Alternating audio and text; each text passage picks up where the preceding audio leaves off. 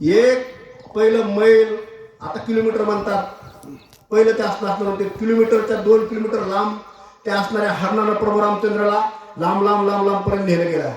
आणि तिथं गेल्यानंतर प्रभू रामचंद्राने ज्यावेळेस धनुष्यातून बाण सोडला, त्या हरणाला बाण लागला, त्यावेळेस असणारा त्या हरणाला एक किंचाळी फोडलेली आहे, लक्ष्मणा धाव, लक्ष्मणा धाव.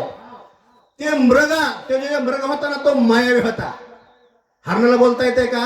नाही, तो मायावी मृग होता. त्याने ते उद्गार काढले. मग तोच असणारा ध्वनी कुठपर्यंत पोहोचला?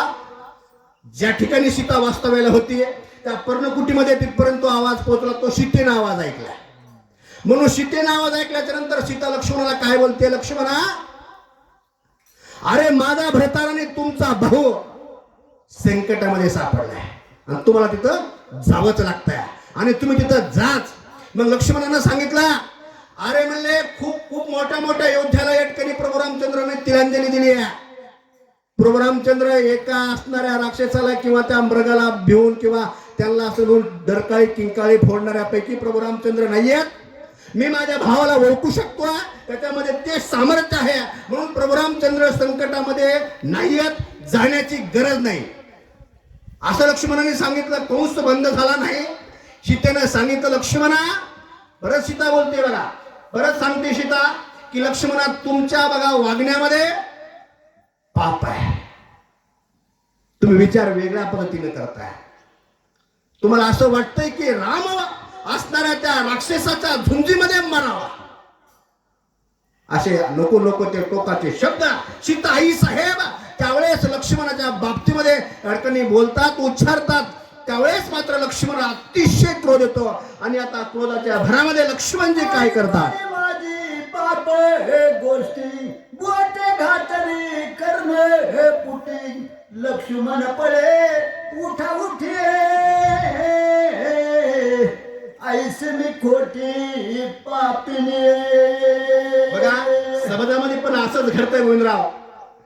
एखादा माणूस लई प्रामाणिक असते, लई इमानदार असते आणि त्याच्यावर जर काही असे प्रत्यारोप व्हायला लागले ना, तर त्याला वाटतं हे शब्द ऐकण्यापेक्षा मी कुठेतरी जाऊन मारावं. म्हणून त्याला नको वाटते. म्हणून एखादा शब्द पुढचा माणूस जर वाईट शब्द बोलायला ना, ते काय करते माहितीये का? कानात बोट हे करून घेते आपले. कारण का? ते त्याच्यात दोषी नसतोयच. म्हणून त्याला लय पश्चाताप होतोय. म्हणून लक्ष्मणाने काय केलं, ज्यावेळेस सीता ही शब्द उच्चारायला लागली ना, कारण दोषी माणसाला जर असं बोललं तर सहन होत नाही. कारण ज्याच्याकडे दोष आहे तो सहन करू शकाल, पण ज्याच्याकडे दोषच नाही तो सहन नाही करू शकणार. मग ज्यावेळेस सीतेने हे शब्द काढू लागली ना, त्यावेळेस लक्ष्मणाने आपले जे काय बोट आहेत ना आपल्या कानामध्ये घातले आणि आता मात्र सांगितलं की आपण इथून गेलेलं तरी बरं, नाहीतर मेलेलं तरी बरं. मग आता लक्ष्मणजी काय निर्णय घेतात? लक्ष्मण समाज पास संरक्षण तो रामाज्ञा उडंगोन छळून परताम्यात उडलाय. रामाची आज्ञा होती, काही जरी झालं तरी असणार ही पर्णकुटी सोडून लक्ष्मणा तू कुठेही जाऊ नका. कारण रामाने अगोदर सांगितलं होतं की राक्षस ही मायावी आहे. कुठलेही सोंग करतील, कुठलेही डोंग करतील, काही करतील आणि तुला असणारे ह्या आश्रमातून दूर नेतील, परंतु तू हे आश्रम काही झालं तरी सोडू नको. ही रामाची आज्ञा होती. कुणाला होती? लक्ष्मणाला.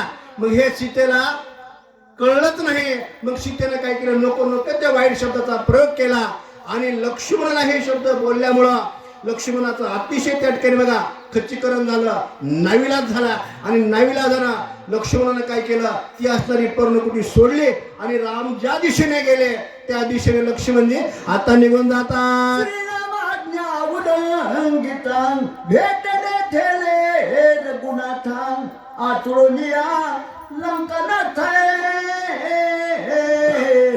दुःखावस्था तेने पापे. हो, त्या ठिकाणी असताना बघा आता सीता विचार करू लागलेली आहे.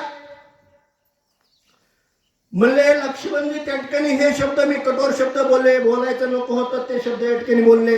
लक्ष्मणजी असणारे प्रभू रामचंद्राच्या पाठीमागे निघून गेले. पाठीमागे राजा राहून आला. त्याने त्या ठिकाणी असणारं माझं छळण केलं, माझं हनन केलं, मला या ठिकाणी उचललं आणि असणाऱ्या निर्धन असणाऱ्या अशोकवनामध्ये आणून या ठिकाणी मला बंदिस्त केल्या.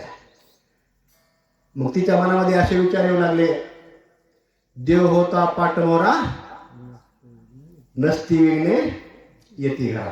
आता मला असलं काही येत नाही बरं का, पण उग कुणाच तरी ऐकून म्हणतोय. राजे महाराज म्हणते कुणीकडचं कुणीकडं काय, आता मला येतच नाही तर.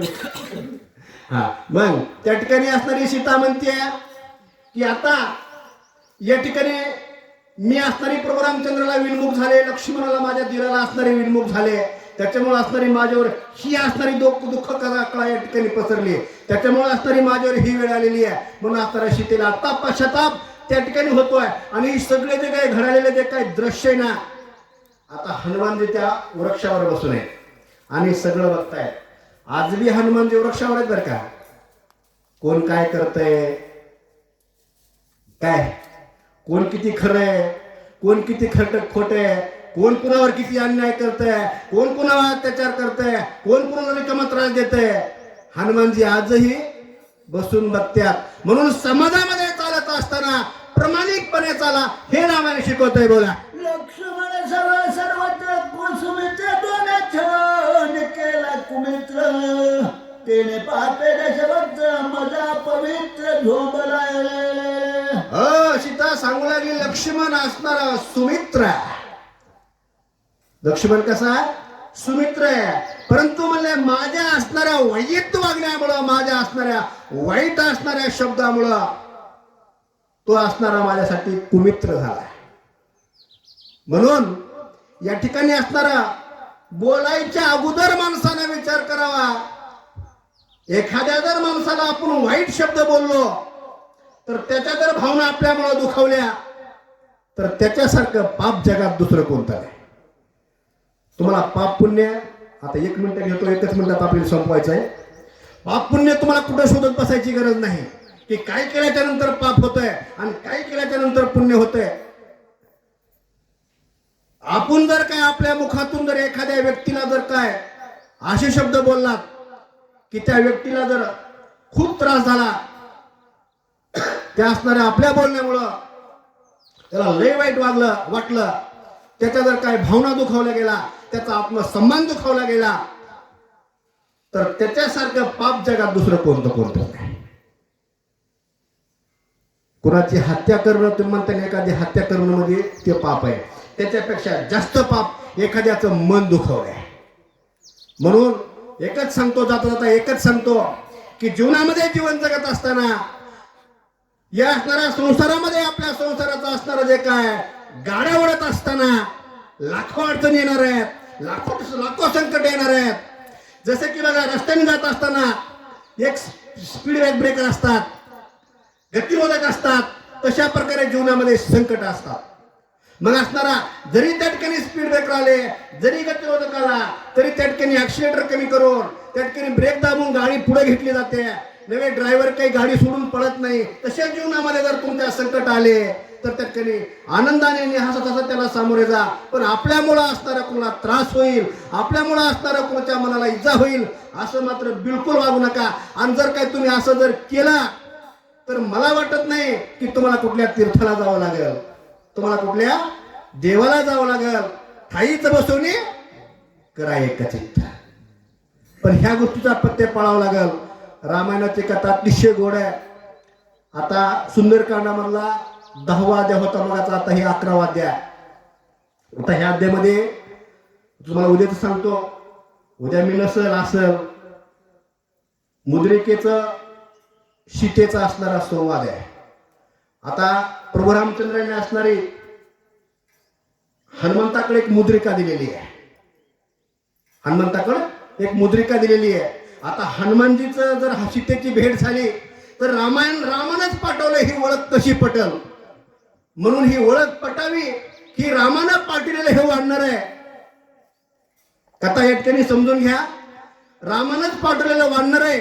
हे त्या सीतेला ओळख पटावी म्हणून असणारी रामाने आपल्या बोटामधली अंगठी त्या हनुमंताकडे दिलेली आहे. आता उद्याच्या अध्यायामध्ये ते हनुमानजी ती अंगठी त्या वृक्षावरून कुठं टाकणार आहेत, त्या असणाऱ्या झाडाच्या खाली टाकणार आहेत. आणि ती सीता त्या असणारी अंगठी बघणार आहे, सीतेला खूप आनंद होणार आहे. ही असणारी सुंदर कथा आपल्याला उद्याच्या अध्यायामध्ये ऐकायला मिळणार आहे. तर सगळ्यांनी काय करायचं बघा, अगदी वेळेमध्ये 2 लय झालं 2:15 पर्यंत कथा चालू होईल. सगळ्यांनी वेळेमध्ये या आणि बघा असं असणारं प्रयोजन, असा असणारा योगायोग ह्या पुन्हा पुन्हा येत नसतात. सगळा असणारा या ठिकाणी योग जोडून आलेला आहे. कारण का असं असणारं सुंदर असणारं रामायणाची कथा पुन्हा पुन्हा आपल्याला कुठं बाहेर जाऊन ऐकायला मिळणार नाही. म्हणून सुंदर सुंदर असणारे खूप दुरून दुरून आलेले जे काय वक्ते आहेत ते उद्याही वक्ते येणार आहेत. उद्याही असणारे बघा आपली सेवा करणार. म्हणून असणाऱ्या श्रोत्यांना एक विनंती करतो, त्यांनी वेळेमध्ये येऊन असणाऱ्या या संधीचं सोनं करावं. नवे असणारं ही जी काय अमृतासारखी कथा आहे ना, ही या ठिकाणी श्रवण करावी. एवढं बोलून या ठिकाणी आजची कथा संपली.